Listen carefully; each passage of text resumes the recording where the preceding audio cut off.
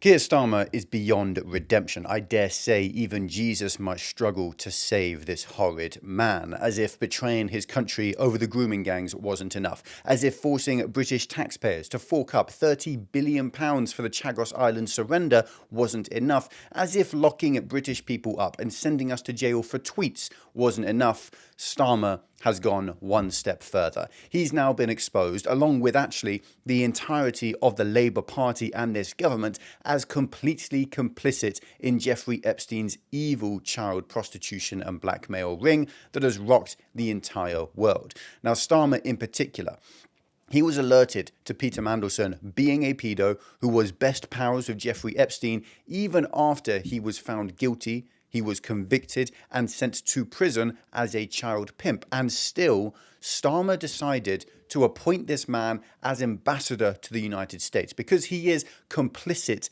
in these crimes. These Epstein files that were just released, 3 million of them, are insane. And in a just world, would lead to literally dozens of elites, people in the Labour Party, ministers, prime ministers even, going to jail forever. But the best we can really hope for in this horrifically corrupt country of ours is that the evidence against the Labour Party is so damning and so overwhelming that the government collapses and we get a chance at a new early general election to finally get Starmer out. So let's take a look at what the news exactly is and what exactly is going on. Here we have the headline. Mandelson, Peter Mandelson, Lord Mandelson, one of Keir Starmer's very close friends, tried to change bankers' bonus policy at Epstein's request. Lord Mandelson said he was trying hard to change government policy on bankers' bonuses following requests from Jeffrey Epstein. Emails released by the US Department of Justice showed multiple exchanges between the pair, including one from 2009, which appeared to show Lord Mandelson, then business secretary, he was a minister for the Labour government, secretly admitting to lobbying ministers in the Gordon Brown government on behalf of Epstein. Why is 2009 such an important date? Because in 2008, Jeffrey Epstein was a convicted child prostitute pimp man. He was already a convicted paedophile in 2008. And this Labour minister, this Labour lord, who is still a lord, by the way, he has now resigned from the Labour Party to try and save Labour from the embarrassment, a bit bloody late, mate. He was there lobbying our government, betraying Britain and the British people at the behest of a literal convicted paedophile. And it gets worse because Lord Mandelson was also paid off by this convicted paedophile as well. Evidence that Epstein sent Lord Mandelson $50,000 in 2004, £10,000 to his husband in 2009, again after he is a convicted paedophile, is also among the 3 million documents released by the Department of Justice on Friday. Images from the files, we'll show you this image in a moment, also showed Lord Mandelson in his underwear and t-shirt pictured next to a woman in a white dressing gown. The woman, with her face blurred out, almost certainly means that she was essentially a sex worker and forced into this position by these evil, evil men. The exchange regarding bankers' bonuses will raise fresh questions over the influence Epstein had over Lord Mandelson.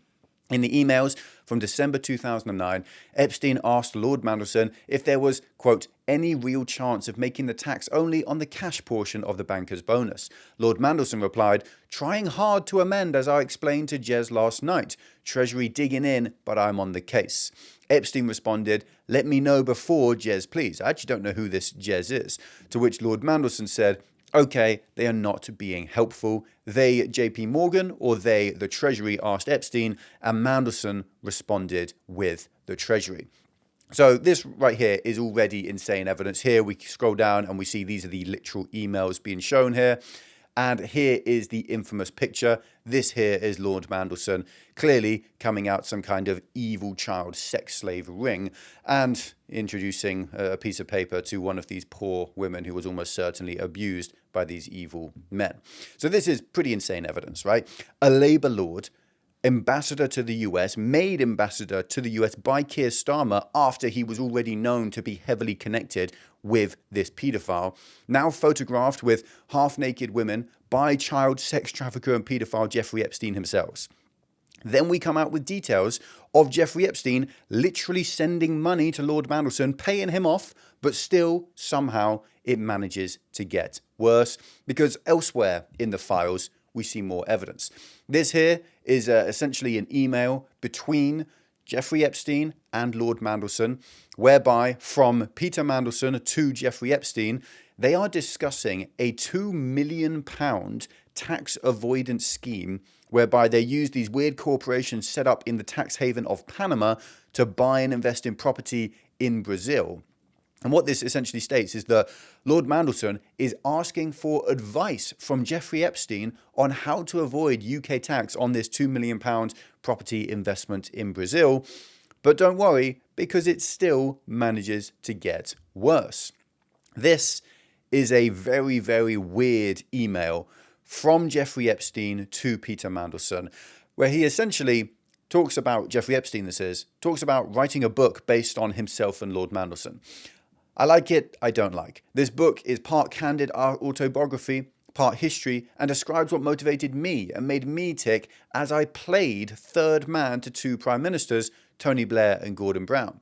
It is about why things happened, not just what happened. The rise, fall and future of a political phenomenon, brackets you, Peter Mandelson, that governed Britain for 13 years.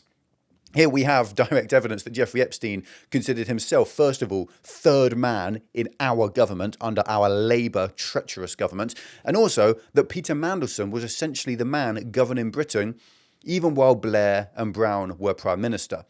And what happened to me in my life during this rollercoaster ride? The book is 1/3 autobiography, 1/3 history and 1/3 opinion. It describes my various roles, my motivations and my views as the third man in New Labour. Tony and Gordon, Tony Blair, Gordon Brown, Prime Ministers to the UK, now proven traitors to our country. And I crafted a political phenomenon that governed and guided Britain for 13 years. This book will hopefully shed some light on how decisions were made in addition to describing their outcomes.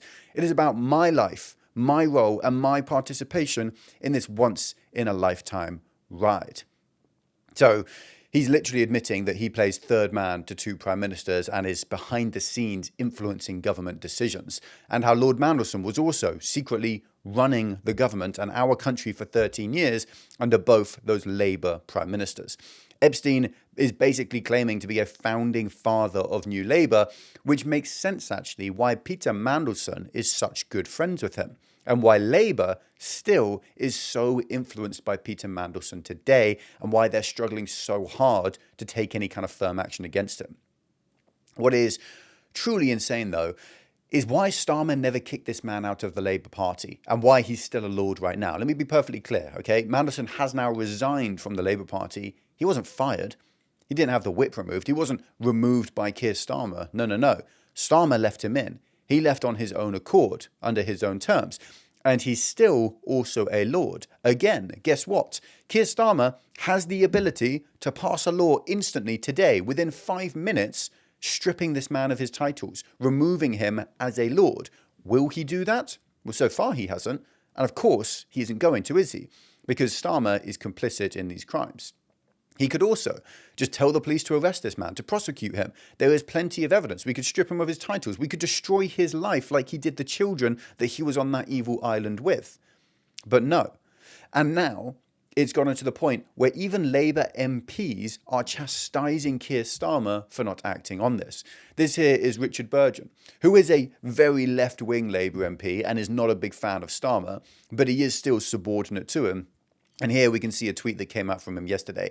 Just how much more appalling news needs to come out about Peter Mandelson before the Labour leadership finally kicks him out of the party?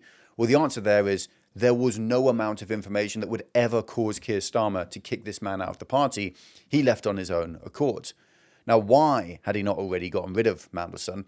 Well, here is what Keir Starmer had to say 2 years ago, one from the archives in January 2024. Starmer was asked if Mandelson had questions to answer over staying at Epstein's house whilst Epstein was in prison for soliciting prostitution from a minor. Let's see what Starmer thought about that. The FT did a report this summer on a JP Morgan report which suggested that Peter Mandelson had stayed at the New York townhouse of Jeffrey Epstein in 2009 when he was de facto deputy prime minister, and while the financier was imprisoned for soliciting prostitution from a minor. Do you think that Lord Mandelson, who is of course a close political ally of yours, has some questions to answer? Jim, let me just first, on Peter Mandelson, look, and I do try to give pretty full answers in these sessions. I don't know any more than you do, and therefore there's not really much I can add to what you already know, I'm afraid. And, you know, that's simply the state of the affairs. That is genuinely shameful. So the information that's already public at this point is that Epstein is a paedophile. He was perhaps the most prolific paedophile in the history of mankind. He was a paedophile who helped other billionaires, trillionaires, and world leaders like Bill Gates also do evil things. Probably he was a spy, maybe even for Russia or Israel. That's the rumor that's going around right now. And the previous Lord Mandelson, one of the most senior men in British government, was staying at this man's house whilst he was in prison for being a paedophile. And Keir Starmer, his excuse is, oh, we don't know. You'll have to ask Mandelson.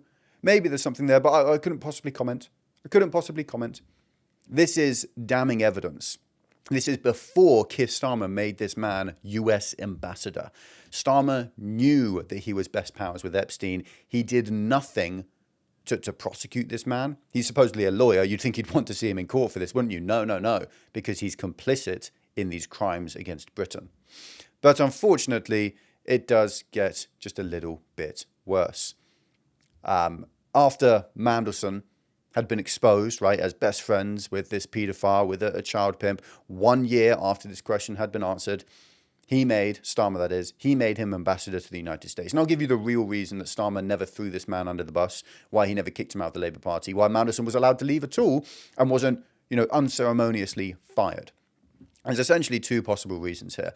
One, Starmer and Mandelson are allies, right? Starmer can't maintain control of the Labour Party without him. He's stuck with him, or he has to resign or lose power there. Or Starmer is, literally complicit in these crimes. He could literally be being blackmailed by Epstein, from beyond the grave, by Mandelson, like dozens of others have. He may have been caught on camera doing awful things to children. There is this incredibly weird situation with all of these Ukrainian models setting fires at male models, that is, setting fire at Keir Starmer's house. Maybe that's related to this as well. Maybe Mandelson actually helped Epstein blackmail people like Keir Starmer, as Mandelson was extremely chummy with Epstein, and he's certainly not innocent in any of these crimes. Now, Starmer genuinely is in the midst of a nightmare here. He's also under attack from his own MPs, right? There are 50 Labour MPs right now who have signed a letter chastising him for defending his position as Prime Minister against Andy Burnham because they want him gone too. And just a few more MPs than that, and Starmer could literally be stabbed in the back by his own party, get kicked out and fired unceremoniously as Prime Minister. So to learn a little bit more about that story, watch this video here. Keir Starmer is on the brink of losing his job. He's facing a rebellion by 50 of his own MPs who want him out of his job. And I'm happy to say this isn't just some Labour MPs giving away some anonymous comments to The Guardian because, they're not, raising benefits by enough. This is these MPs signing